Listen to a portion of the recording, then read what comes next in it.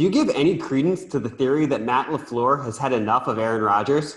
Bob McGinn has been covering the Packers, and he's embedded with that team since almost longer than Bomani has been alive and since longer than Katie Nolan has been alive. So the reporting on this, even though it's speculative, even though he's just theorizing that LaFleur has grown weary of Aaron Rodgers, you have to pay attention to it because it's not just some random blogger. It's a guy with connections and with credibility. And given, guys, everything that happened with the last few days where we were all confused, and you've seen now the stat that has made the rounds where Aaron Rodgers has thrown one touchdown pass in his entire career to a first-round pick, to Mercedes Lewis in 2019. This organization has failed Aaron Rodgers at many of the turns in terms of giving him the help, and yet still here we are having watched them insult and disrespect their quarterback by trading up in the first round after he said he wanted a first-round pick at a skill position for essentially his replacement. I don't know what credibility could look like on a story that is so weird, but it feels and looks like the people involved with this one, because it doesn't make sense otherwise. Either they're fed up with Aaron Rodgers or they think he's cooked. Those are the only two options that you can have here. And I say that because if you look back after the 2011 CBA, which is the one that changed the salary structure for rookies and everything else, Paxton Lynch is the only quarterback that I can think of who was not the starter on the team that drafted him in the first round by year two.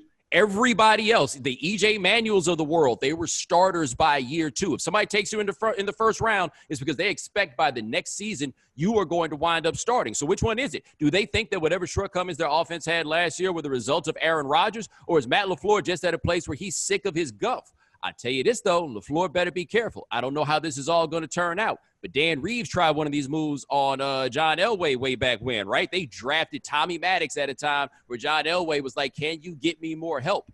That effectively cost Dan Reeves his job, and that dude had been to 3 Super Bowls when he made that move. You're making a move on Aaron Rodgers, baby. It better work.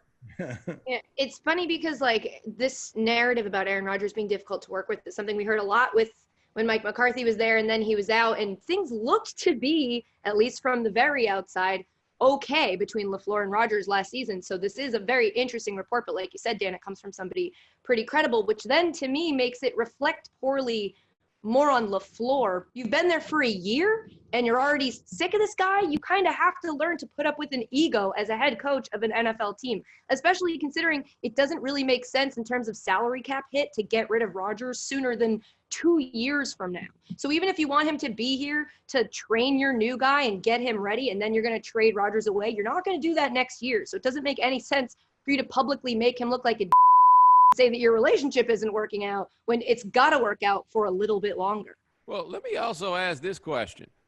I understand the Packers went 13-3 last year, but who came away from that being like, wow, that Matt LaFleur, he's a really good coach. Like, is he stringing this I know Sean McVay thing out to the point that he's going to try to parlay it into running Aaron Rodgers out of there? The reason I think it's more likely that the Packers think he's cooked is because it's hard for me to believe that LaFleur had the juice to do this just because he was tired of putting up with Aaron Rodgers. The general manager on some level must have also thought that they needed a quarterback. I don't think any one man could unilaterally make a move on Aaron Rodgers like this. Understood, Bomani, but what are you doing just recently giving him all that money if you think he's 12 months removed from worthy of that money and now he's cooked?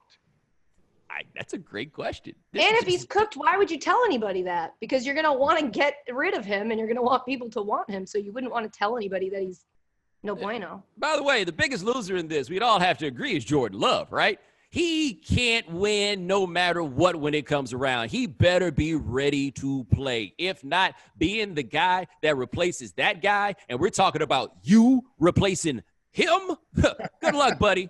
Good luck. I don't know, Bomani. Love always wins. Fair. It's a love always wins is a good joke. Yeah, but let me tell you who usually loses. Yeah. I love the joke made that Aaron will love Jordan like a brother, given that Aaron doesn't love his own brother. Oh, he ain't gonna help him out a little bit, and I don't blame him. Like family, which is why we'll never talk to him. And by the way, while we're on this, are we sure that, like, I bet the majority knows, but it's going to be a whole lot of people surprised to find out that Jordan Love looks, with Utah State, right? Yeah. There's going to be some, wait a minute, what? That's going to happen. Some Kyle Van Noy situation is going to go down.